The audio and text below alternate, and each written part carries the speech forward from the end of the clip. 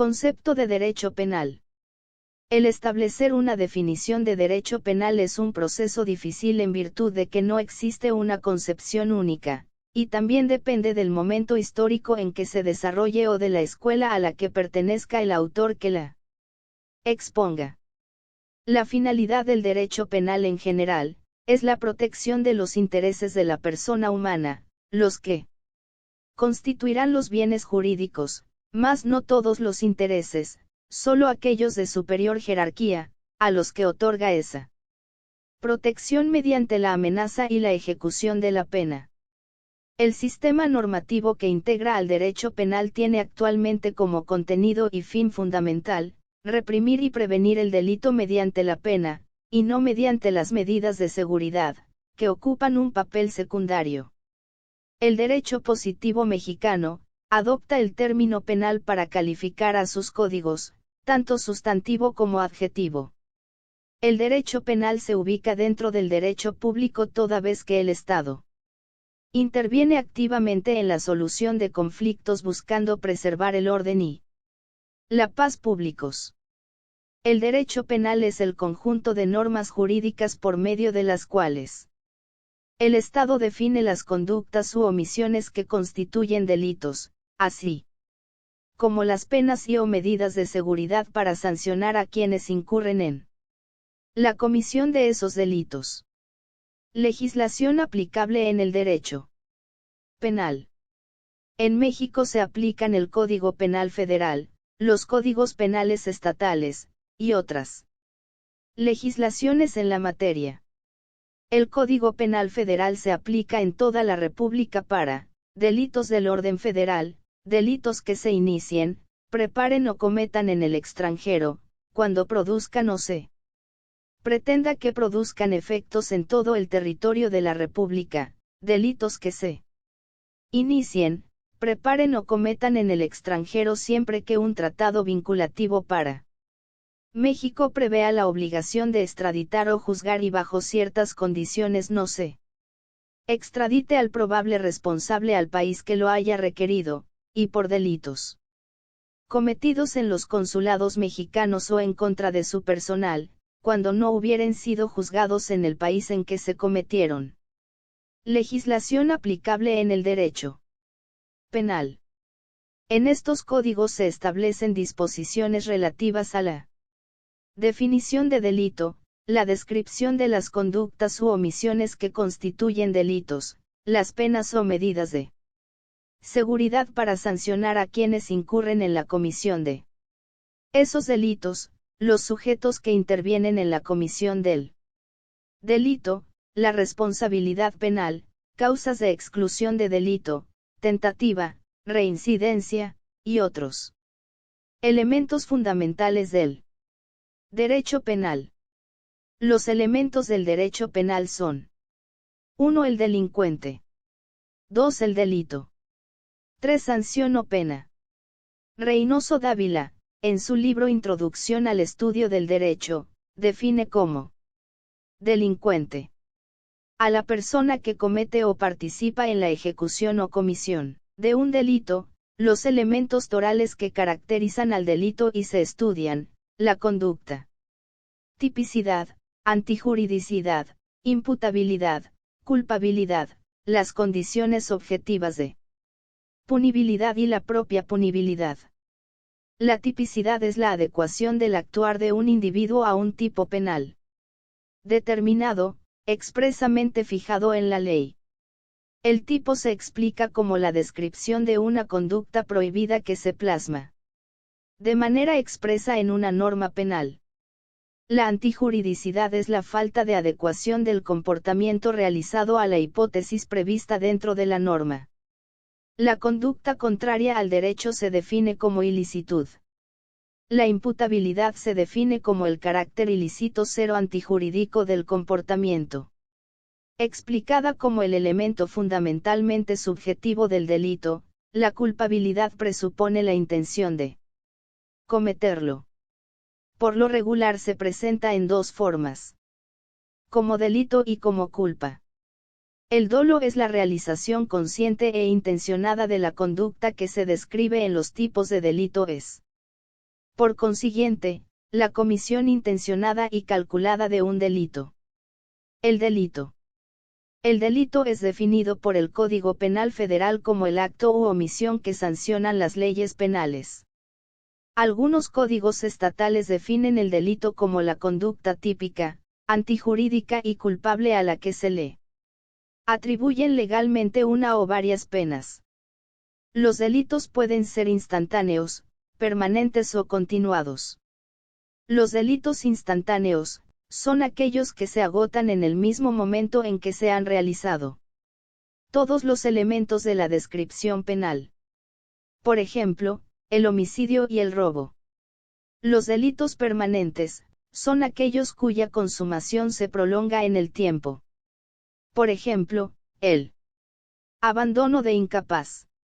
Los delitos continuados son aquellos que se cometen con un mismo propósito delictivo y contra un mismo sujeto mediante varias conductas. Por ejemplo, el robo de una suma de dinero cometido por un empleado contra su patrón pero que no sustrae el total de la suma en un solo día sino en varios. La comisión de los delitos puede ser de forma dolosa o culposa. Se considera que alguien obra de forma dolosa cuando conociendo los elementos del delito o sus resultados, lo realiza. Por ejemplo, una persona conoce que comete homicidio al privar de la vida a otra persona y sabiéndolo apunta con un arma de fuego a una persona, acciona el arma y le da muerte a esa persona.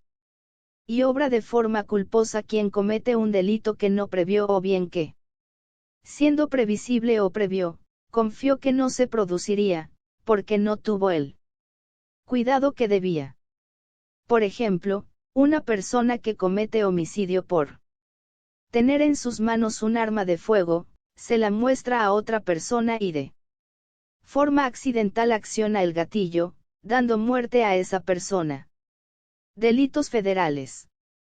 De manera general hacemos mención de los delitos federales contemplados por el Código Penal Federal. La descripción y sanción de los mismos las podemos encontrar en dicho código.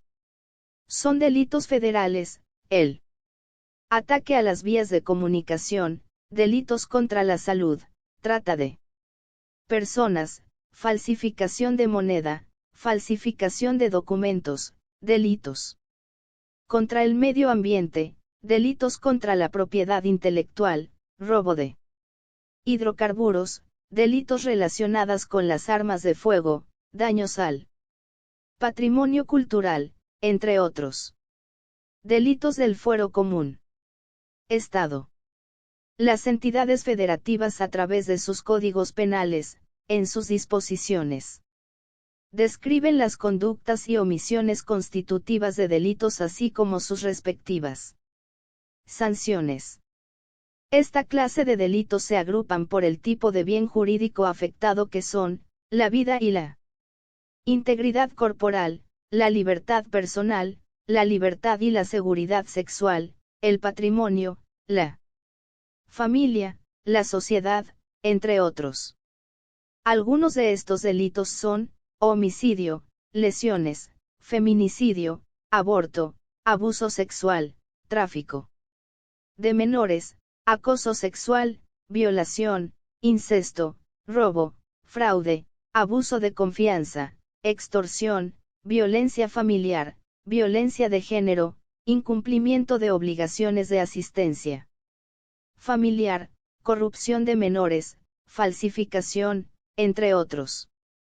La pena o sanción. Se define a la sanción como la impuesta legalmente por el Estado, a quien comete un delito. Su propósito es hacer cumplir el orden jurídico vigente. Es el castigo que el juez penal impone al delincuente. Nuestro ordenamiento reglamenta las siguientes penas. A la pena de muerte, en casos excepcionales.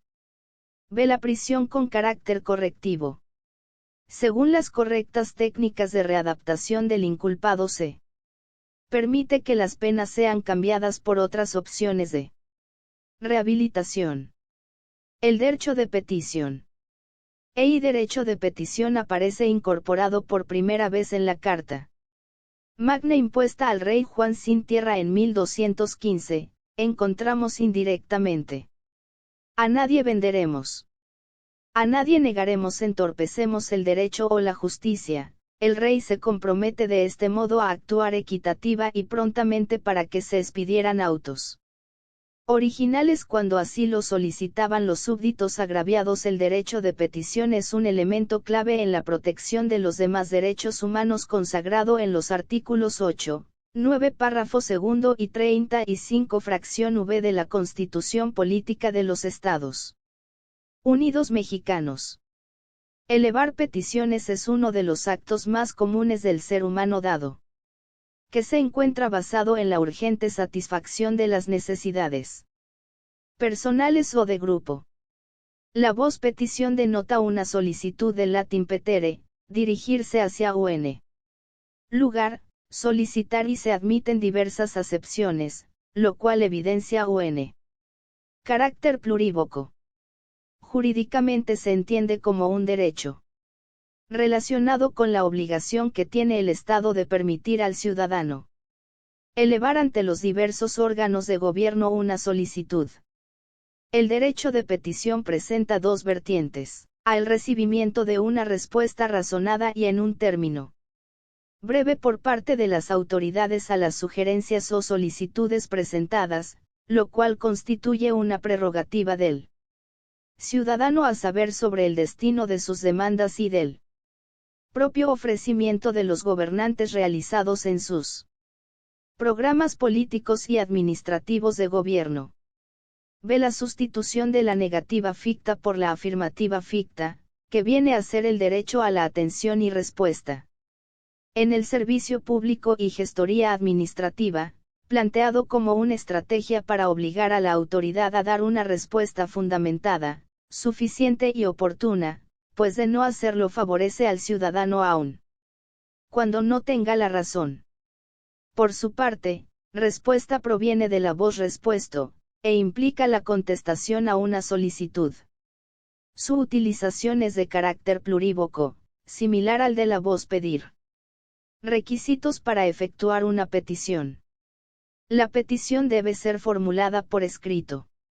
La razón por la cual se sugiere que se emplee la forma escrita es sencilla, en consideración que ésta precisa los términos alcances que tiene la petición formulada, es decir, las autoridades, órganos o servidores públicas involucradas. La forma escrita le da certeza y seguridad jurídica al ciudadano.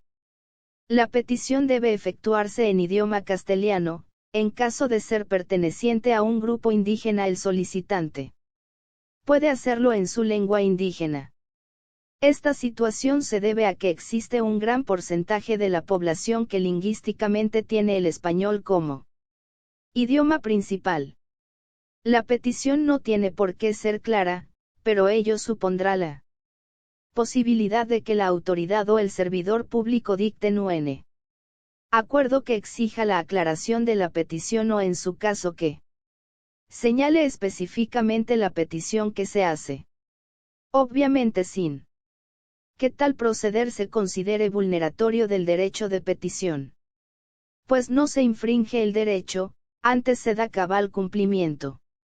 Será en consecuencia el peticionario quien deberá ponderar tal circunstancia al momento de redactar su escrito petitorio. En duplicado para acuse de recibo.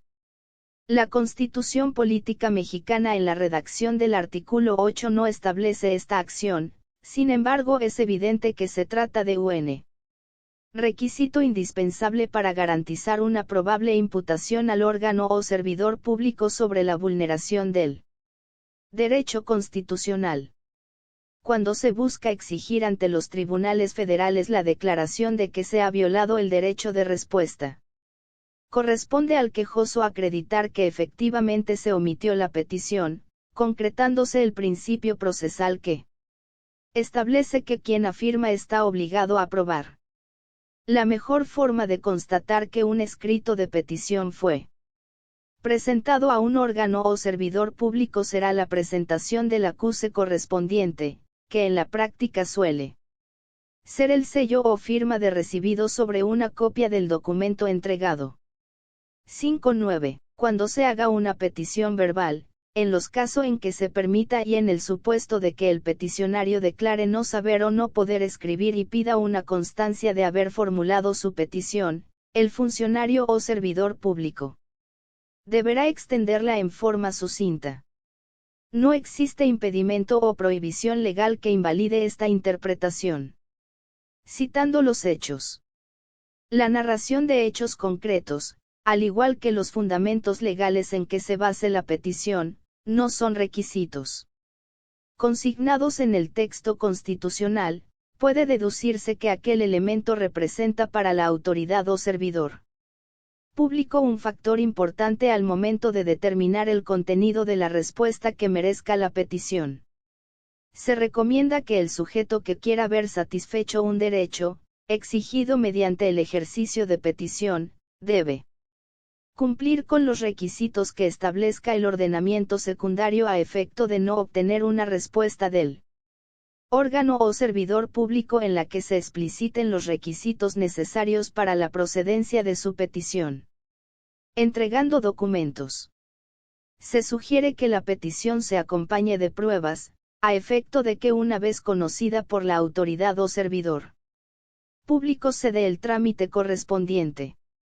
En aquellos casos en que, siendo necesario, el peticionario no acompañe los documentos pertinentes, la autoridad acordará la petición en el sentido de prevenir al solicitante la aportación de los mismos. Igual sucederá con todos los elementos probatorios distintos de los documentos. Dirigida a un órgano o servidor público. Se considera que por funcionarios y empleados públicos, las autoridades de los tres poderes tienen facultades de decisión, atribuidas por las disposiciones legales o reglamentarias, pero no abarca a todos los trabajadores al servicio del Estado, sean federales, estatales o municipales. Sin inclinaros por un análisis de los conceptos utilizados por el texto constitucional, se consignó el concepto servidor público para sustituir el funcionario público. Firmada por el peticionario. El peticionario, de plasmar su nombre en el documento y acompañarlo de una estampa del documento en la rúbrica. Estampado al pie de un escrito para atestiguar que es el autor o que aprueba su contenido, no es necesaria la dualidad nombre-rúbrica, pues basta el primero a condición de que sea escrito por el peticionario y en sus comunicaciones personales no acostumbre utilizar una rúbrica. Por supuesto, bastará la rúbrica cuando en el cuerpo del escrito de petición quede plenamente identificado como peticionario. Se fialando domicilio para recibir notificaciones. El domicilio es otro elemento importante que debe manifestarse en el escrito de petición. No debe olvidarse que el ejercicio de este derecho tiene un correlato con el deber de la autoridad de acordar sobre la misma y notificar al peticionario. Es evidente que la notificación, como veremos más adelante al analizar el derecho de respuesta, para ser realizada requiere de los datos que hagan posible la localización física de quien debe ser enterado del acuerdo recaído.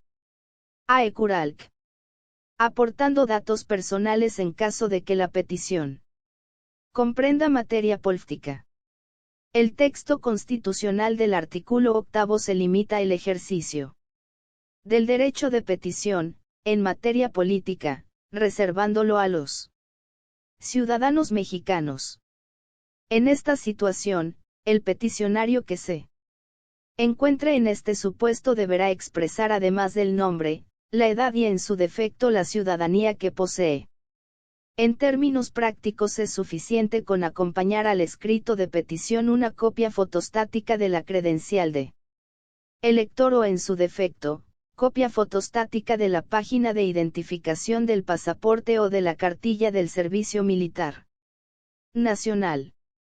Sin embargo, en ambos supuestos, Tales documentos servirán de indicio al órgano o servidor público a quienes se ha dirigido la petición sobre la viabilidad jurídica que asiste al peticionario en el ejercicio del derecho de petición política. No expresando amenazas u ofensas, de forma pacífica y respetuosa. El artículo 8 de la Constitución Federal de la República impone a las autoridades la obligación de dictar respuesta a toda petición hecha por escrito, esté bien o mal formulada, debe recaer un acuerdo, también por escrito, de la autoridad a quien se haya dirigido, la cual tiene obligación de hacerlo conocer. En breve término, al peticionario. Si a una petición hecha por escrito, le falta algún requisito legal, no puede por esa causa, rehusarse a recibirla la autoridad, ni negarse a acordarla, pues para no violar el derecho de petición, debe recibir y acordarla, pues para no violar el derecho de petición, debe recibir y acordar, desde luego, ese escrito, aunque sea negado lo que se pida. Es evidente que la petición no tiene por qué ser clara, pero ello supondrá la posibilidad de que la autoridad o el servidor público dicten un acuerdo que exija la aclaración de la petición o en su caso que señale específicamente la petición que se hace. Obviamente, sin que tal proceder se considere vulneratorio del derecho de petición, en virtud de que no se infringe el derecho, antes de dar cabal cumplimiento. Será así el peticionario quien deberá ponderar tal circunstancia al momento de redactar su escrito petitorio. El derecho de respuesta. El derecho de respuesta consiste en clave constitucional en una serie de elementos vinculados con la actuación del órgano o servidor público al conocer y decidir sobre la petición que se les formula, y se traduce en 1. La obligación de los órganos o servidores públicos de acordar la petición. 2. Que este acuerdo sea por escrito. 3. Que se haga conocer al peticionario en breve término del acuerdo recaído. Ley Federal de Transparencia y Acceso a la Información Gubernamental. Una iniciativa de ley presentada durante el gobierno de Vicente Fox, fue la promulgación de la Ley Federal de Transparencia y Acceso a la Información Pública Gubernamental, la cual incluyó la creación del Instituto Federal de Acceso a la Información Pública. Esta ley fue aprobada por unanimidad, el 11 de junio de 2002. Más tarde en 2007 se reformó el artículo 6 de la Constitución Política de los Estados Unidos Mexicanos, con el que se estableció el derecho a la información pública como un derecho fundamental para los mexicanos. Esta ley es de orden público y tiene como finalidad proveer lo necesario para garantizar el acceso de toda persona a la información que poseen los poderes de la Unión, los órganos constitucionales autónomos o con autonomía legal, y cualquier otra entidad federal. El derecho de acceso a la información es una prerrogativa de la persona para acceder a datos, registros y todo tipo de informaciones en poder de entidades públicas y empresas privadas que ejercen gasto público y o cumplen funciones de autoridad. Los órganos obligados a nivel federal son a el Poder Ejecutivo Federal, la Administración Pública Federal y la Procuraduría General de la República, b. el Poder Legislativo Federal, integrado por la Cámara de Diputados, la Cámara de Senadores, la Comisión Permanente y cualquiera de sus órganos, c. el Poder Judicial de la Federación y el Consejo de la Judicatura Federal, de los órganos constitucionales autónomos, en los tribunales administrativos federales, y f. cualquier otro órgano federal.